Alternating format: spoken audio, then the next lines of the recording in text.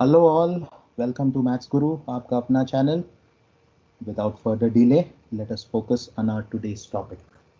Our topic for today is chapter 3, matrices. सही सुना, matrices. Generally लोग बोलते हैं मैट्राइसेस, बट नहीं, इसका करेक्ट प्रोनाउंसिएशन है मैट्रिसेस। ये चैप्टर हमारा एल्जेब्रा में आता है। Chapter 3 matrices and chapter 4 determinants दोनों मिला के एल्जेब्रा में आता है। इसका टोटल वेटेज है 13%, यानी 100 में से 13 marks. Come on people, out of 100, 13 marks is quite a lot, so both these chapters are important. The subtopics in this chapter are, as you can see on the screen, 13.1 concept, definition and types of matrices. नहीं बोलना है उसको, उसको बोलना है matrices. 3.2 algebra of matrices, where you'll study addition, subtraction, multiplication and something new called as transpose.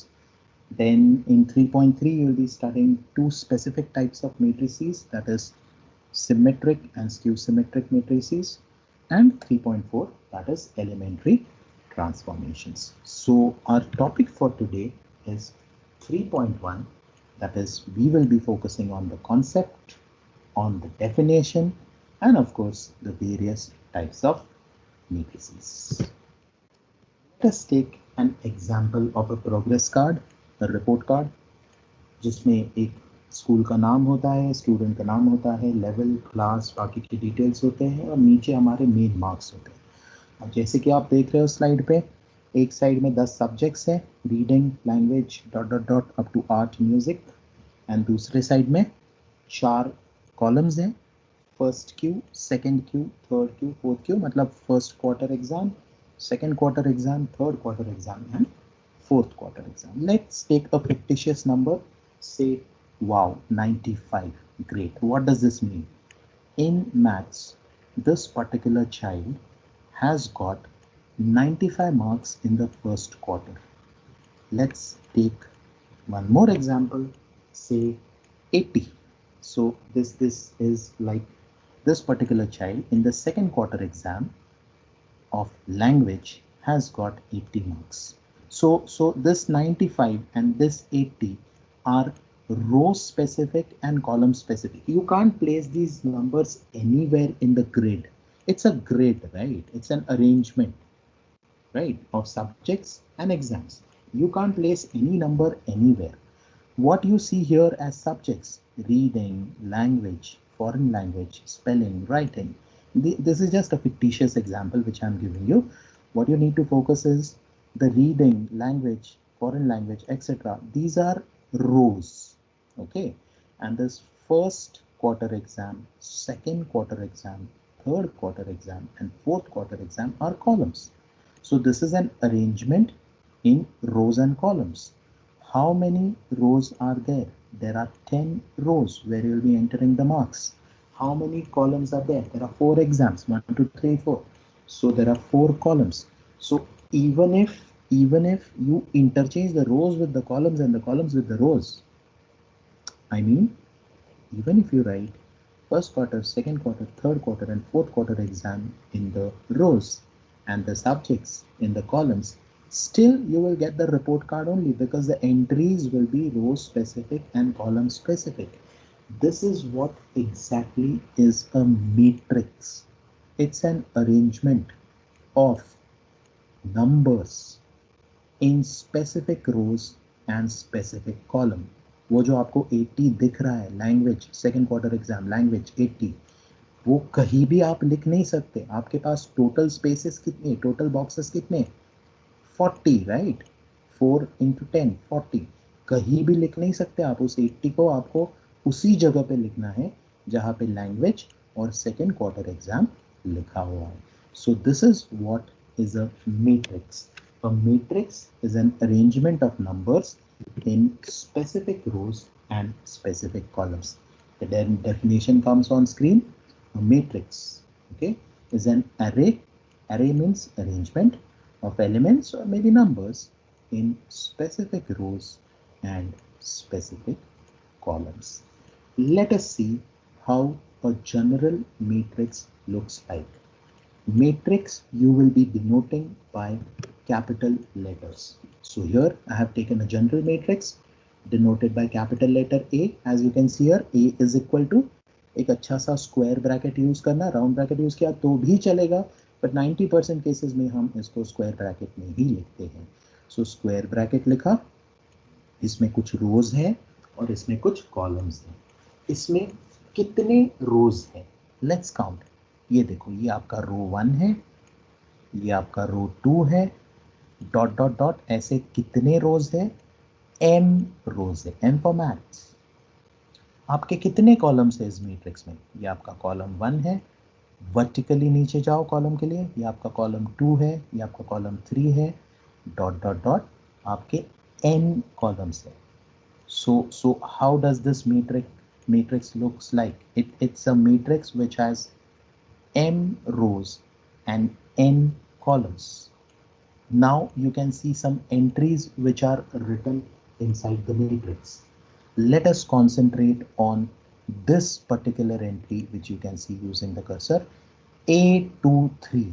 Now why is this entry labeled as A23? There are two numbers here, the first one and the second one. The first number always is the row number and the second number is always the column number. So when I say A23, this is the second row, third column entry.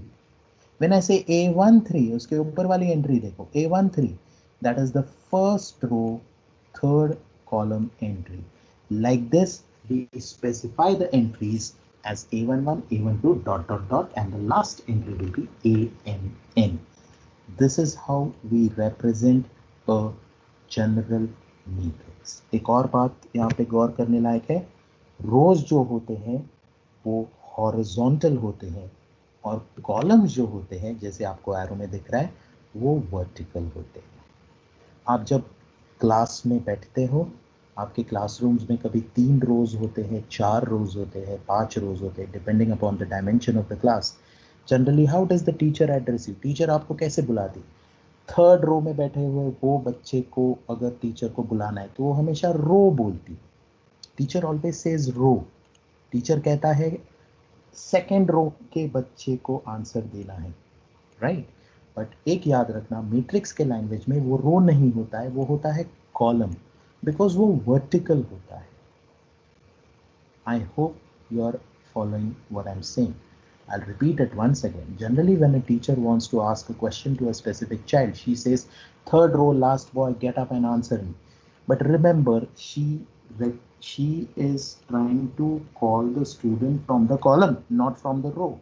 So remember, now onwards, those will be columns, not rows. So यहाँ पे row क्या होता है और column क्या होता है, ये समझना ज़्यादा ज़रूरी है.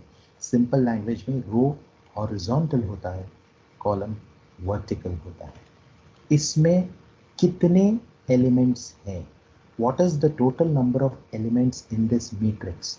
The total number of elements in this matrix is mn. जैसे हमारे पिछले एग्जाम्पल में, रिपोर्ट कार्ड के एग्जाम्पल में 10 सब्जेक्ट थे और 4 एग्जाम्स थे. सो टोटल मार्क्स की एंट्री कितनी होगी? 40 मार्क्स की एंट्री होगी. That is 10 into 4, 40. Similarly here, number of elements in the general matrix which I have considered is going to be mn. एक matrix का order भी होता है. What is order of the matrix? Can you see this small thing which is written m cross n? M stands for row number, cross n stands for column number. This n is nothing but the order of the matrix. So I hope a maths student understands. Without loss of generality, m cross n and n cross m will be different, right? It all depends upon the number of rows and number of columns. Of course, if m is equal to n, then there is no issue. Okay. Now this general matrix, ये जो आपका general matrix है, वो आप short में भी लिख सकते हो. कैसे? ऐसे. A is equal to square bracket में स्मॉल ए आई जे. तो सारे आपके एंट्रीज आपने इकट्ठा लिख दी, ए आई जे के लैंग्वेज में. आई मतलब क्या? आई मतलब रो नंबर. आपके रोज कहाँ से कहाँ तक है? फर्स्ट रो से mth रो तक है. सो I goes from 1 to n. आपका J जो है वो आपका कॉलम नंबर है. The J which you are talking here is your column number. Your columns go from 1, 2, 3 up to n. So I can write this matrix in short. आप इस matrix को in short लिख सकते हो. A is equal to Aij square bracket में, जहाँ पे I जा रहा है 1 से n तक, J जा रहा है 1 से n तक. So this is the simpler way of representing a matrix. Alright, एक बार वापस, एक मैट्रिक्स क्या होता है? एक मैट्रिक्स होता है arrangement of numbers in specific rows and specific columns. एक जनरल मैट्रिक्स आपको स्क्रीन पे दिख रहा है. इसमें m रोज है, n कॉलम्स है, तो उसका ऑर्डर क्या बन गया? m cross n. बोलना कैसे है? m cross n. उसके नंबर ऑफ एलिमेंट्स कितने, उसके अंदर कितने एलिमेंट्स आप लिख सकते हो? mn. जस्ट सिंपल मल्टीप्लाई करो. अगर m रहा 3, n रहा 4, सो 3 into 4 12 एलिमेंट्स उसके अंदर होंगे. और एक simplest way of representing a matrix आपको दिख रहा है वहां पे. A is equal to Aij, where I stands for the row number and J stands for the column number. All right. So now let us go to different types of matrices.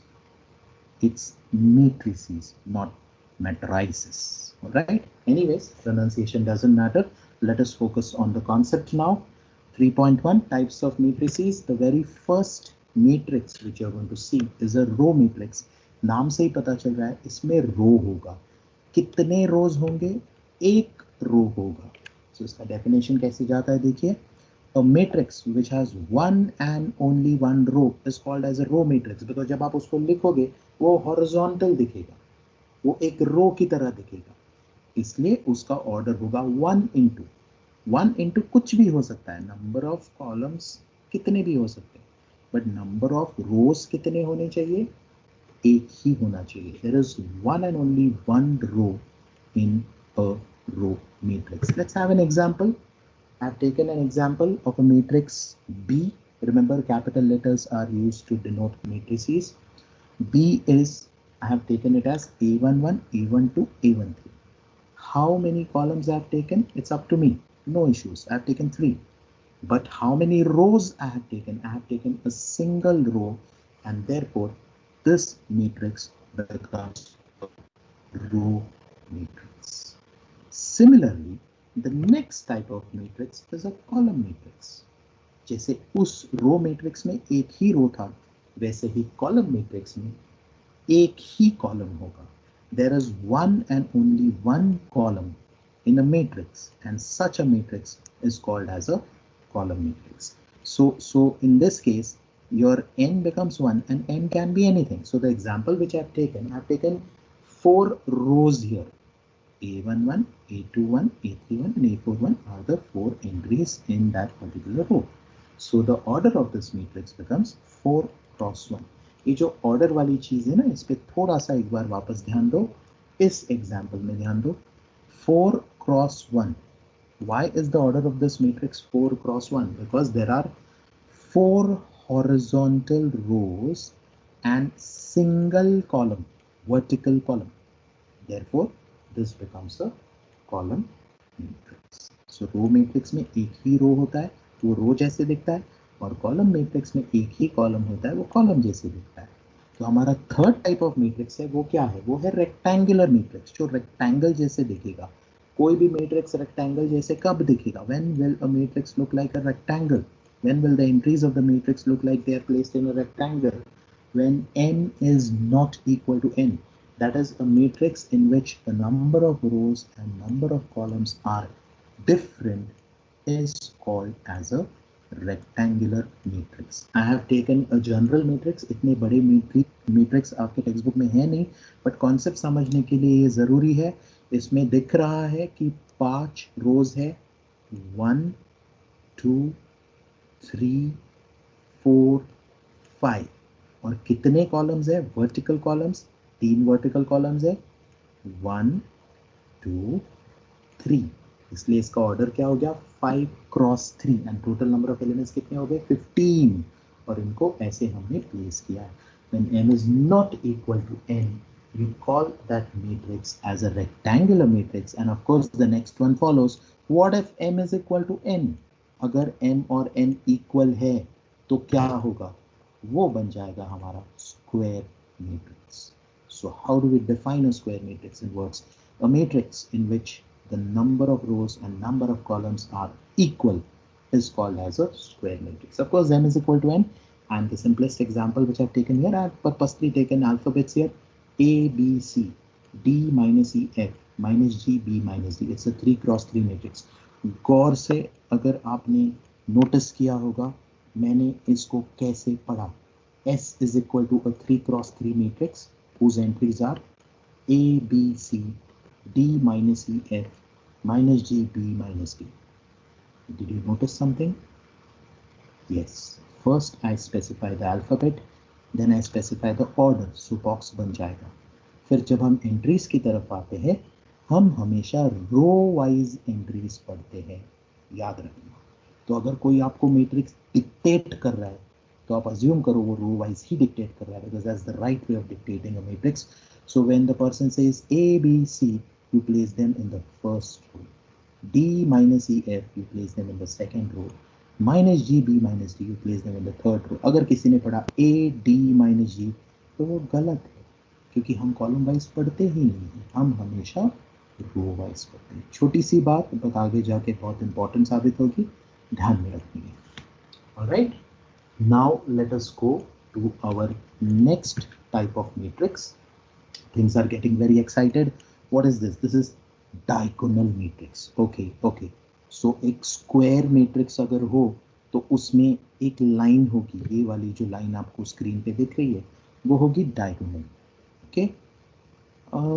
अच्छा, ये line तो मैंने ऊपर से नीचे तक left से right तक ड्रॉ कर दी.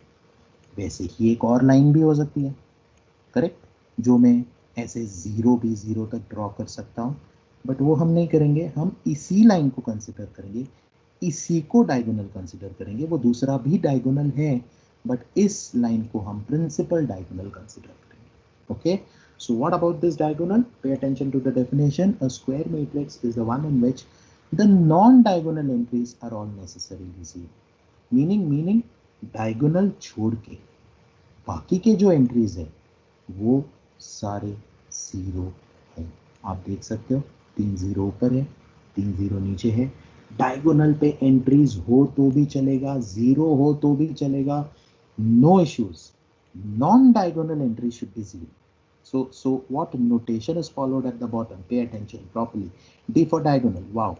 D is equal to Dij, small dij, of course n cross n because it's a square matrix. Diagonal की बात हो रही है, square matrix होना जरूरी है. Dij is 0 for I not equal to j. ये क्या चीज है, I not equal to j? ध्यान दो, diagonal entries पे ध्यान दो. A, this is which entry? First row, first column, so that is A11 entry. B जो आपको दिख रहा है ये B, this is second row, second column entry, so it is A22 entry. नीचे वाला A33 entry. So diagonal वाले entry कैसे होते हैं, उनका I और J सेम होता है. तो नॉन डायगोनल कैसे होंगे, जिनका I और J अलग होगा, right? That's why when I not equal to J, all the entries should be zero, and therefore such a matrix is called diagonal matrix. ध्यान से सुनो मैं क्या बोल रहा हूं. नॉन डायगोनल एंट्रीज जीरो होनी चाहिए. डायगोनल एंट्रीज जीरो हो, नॉन जीरो हो, कुछ भी हो, फर्क नहीं पड़ता. Non diagonal entries are to be necessarily zero.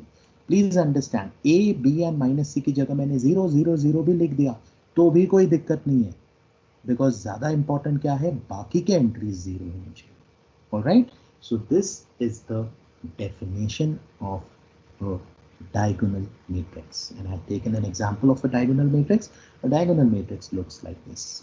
People, please don't get confused between the two diagonals. As I mentioned, the one which is marked is the principal diagonal, henceforth we are going to consider that diagonal only, and the other diagonal is also there, which we generally do not consider. Okay, by default, without loss of generality, it is this principal diagonal which we'll be considering as diagonal.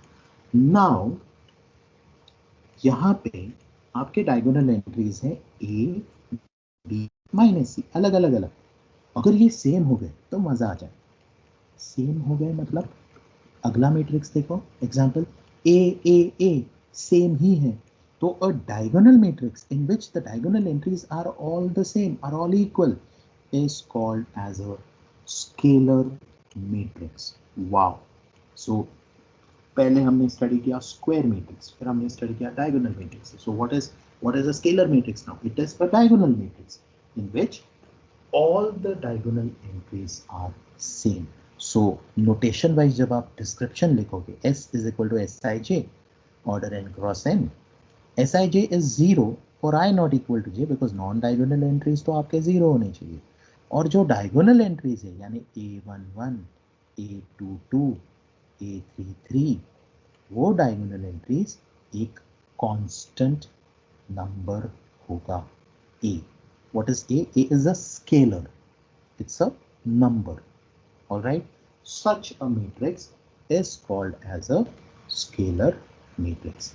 Now imagine people, if this A takes the value 1, क्या वापस बोलता हूँ, if this A takes the value 1, then how will the matrix look like? This particular matrix will look like 1 0 0 0 1 0 0 0 1. मतलब ये एक अजीब matrix बन गया जिसके डायगोनल एंट्री सारे 1 हैं. अजीब मैट्रिक्स नहीं, उस मैट्रिक्स को बोलते हैं identity matrix. So what is an identity matrix? It's a scalar matrix in which the diagonal entries are all same and they are 1. सिर्फ सेम होने से काम नहीं चलेगा, 1 होना चाहिए. तो ये एक identity, I for identity, 3 for the order, I3 ऐसे रिप्रेजेंट कर सकते हो. 1 0 0 0 1 0 0 0 1. सो ये 0 क्या है? ये तो नॉन डायगोनल एंट्री है. ये 1 क्या है? वो डायगोनल एंट्री है. तो नीचे नोटेशन में क्या आ गया? I is equal to Aij, of course n cross n. Aij is 0 for non-diagonal elements and 1 for the diagonal elements. I mean the diagonal elements are all 1 and the non-diagonal elements are all 0. So this is how we define identity matrix. Very very important matrix. This matrix will be used in our further topics, so please mark it as important. आगे बढ़ते हैं. Let's go to the 8th type of matrix. Oh wow, 0 0, ये तो सारे ही 0 हो गए, क्या बात है. तो matrix in which all the entries are 0, मतलब diagonal पे भी 0, non diagonal पे भी 0. So O 0, okay. O 3 because उसका order है 3 cross 3. So 0 0 0 0 0 0 0 0 0. एक स्टेटमेंट लिखेंगे Aij 0 for all ing. I equal to j हो, I not equal to j हो, क्या फर्क पड़ता है? सारे एंट्री 0 हो गए. May I have your attention please? Once again, a matrix in which all the entries are 0. Did I say a square matrix? Did I say a diagonal matrix? Did I say a scalar matrix, identity matrix? No, I'm just saying a matrix. यानी अगर वो square matrix है तो भी चलेगा, वो square matrix नहीं है तो भी चलेगा, फर्क नहीं पड़ेगा, बस सारे एंट्रीज उसके 0 होने चाहिए. मैंने एग्जांपल में स्क्वायर मैट्रिक्स लिया है ऑर्डर 3 क्रॉस 3, बट आप कोई भी मैट्रिक्स लो, उसके अंदर 0 0 0 डाल दो, कहीं भी डाल दो, कितने भी रोज कितने भी कॉलम्स, सारे एंट्री 0 होने चाहिए और वो बन जाएगा आपका 0 मैट्रिक्स. ये देखो यहाँ पे identify which of the following is a 0 matrix. मैंने 5 मैट्रिक्स लिए, ए लिया है, बी लिया है, सी लिया है, डी लिया है, ई लिया है. ए का ऑर्डर है 3 क्रॉस 3 बिकॉज उसमें 3 रोज है, 3 कॉलम्स है. बी का ऑर्डर है 3 क्रॉस 2, क्यों? बिकॉज उसमें 3 हॉरिजॉन्टल रोज है और 2 वर्टिकल कॉलम्स है. सी को क्या हो गया? सी तो एक नन्ना मुन्ना मैट्रिक्स दिख रहा है यहाँ पे, एक ही एंट्री है, एक ही रो है, एक ही कॉलम है, क्या बात है, बट 0 है ना. 0 तो है, हम तो 0 से खेल रहे हैं, राइट. डी का ऑर्डर देखो 2 क्रॉस 5, ई का ऑर्डर देखो 4 क्रॉस 1. अगर मैं आपसे पूछूं इन 5 मैट्रिसेस में से Matrices, yes, that's the correct pronunciation. It's not matrices, but गलती से बहुत से लोग उसको matrices बोलते हैं. कोई बात नहीं, pronunciation पे ध्यान देना है नहीं देना है आपकी मर्जी, but topic पे ध्यान दो. A, B, C, D, E, all these matrices which are there, trust me people, all are zero matrix. Come on, आप ये सोच रहे होंगे कि सिर्फ पहला वाला है ना वही जीरो मैट्रिक्स है, बाकी के नहीं है.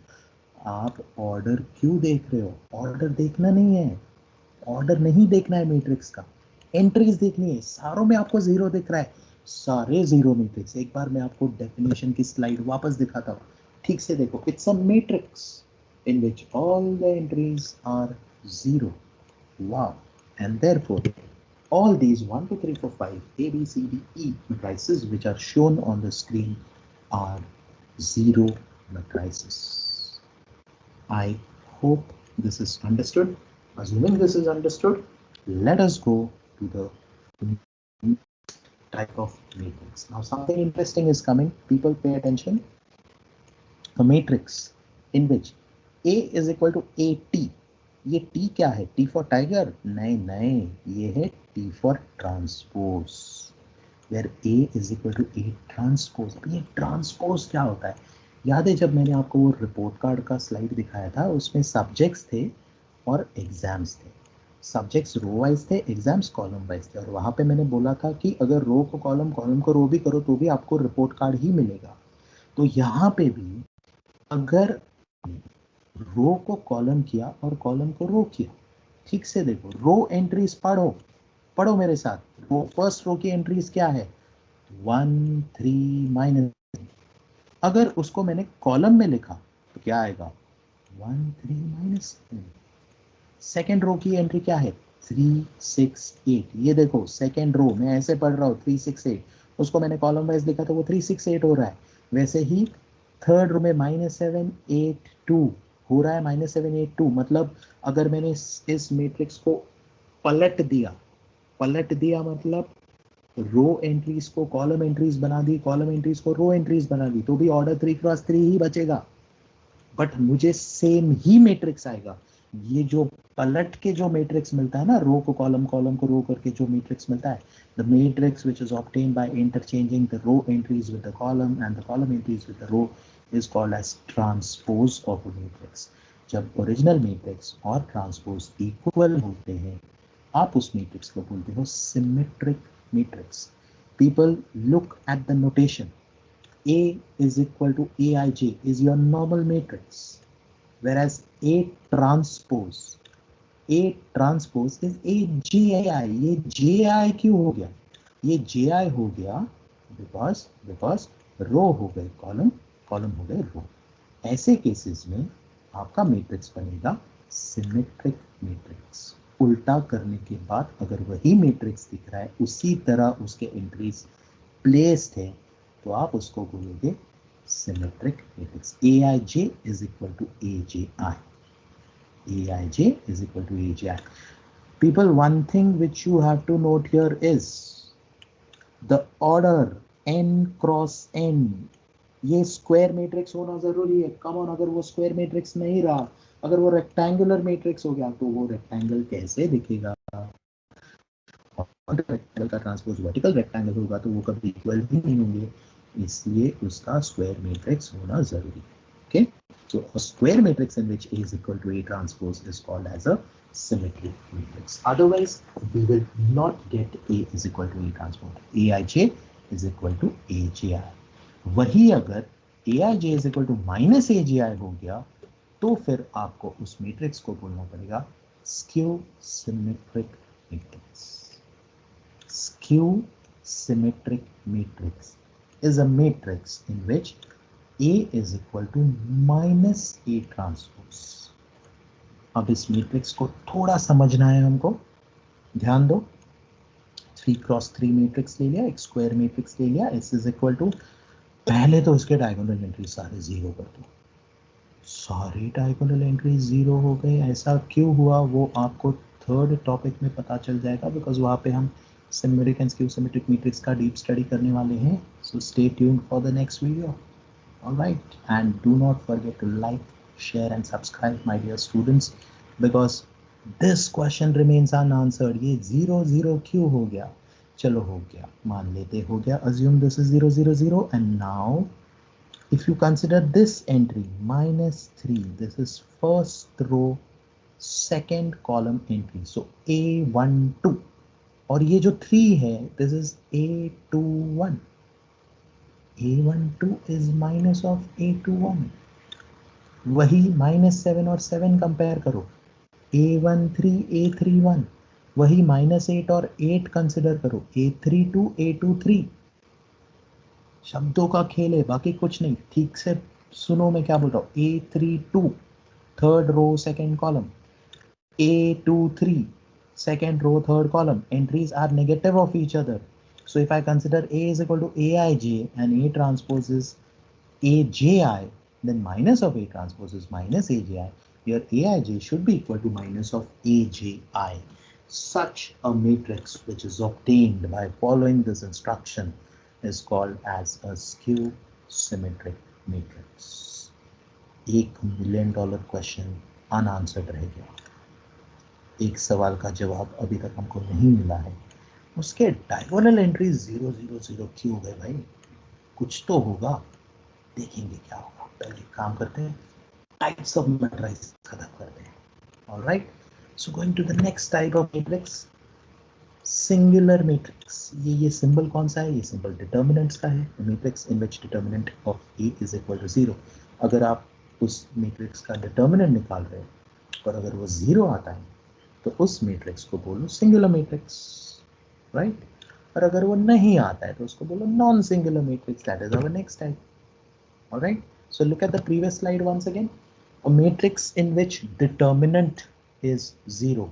अब ये डिटर्मिनेंट क्या है, ये भी एक और सवाल आ गया. डिटर्मिनेंट थोड़ा बहुत तो आपने 11th में पढ़ा है. ऑलराइट, फिजिक्स वगैरह में, केमिस्ट्री में आपने पढ़ा है, और कॉमर्स और ह्यूमैनिटी स्टूडेंट्स ने नहीं पढ़ा है.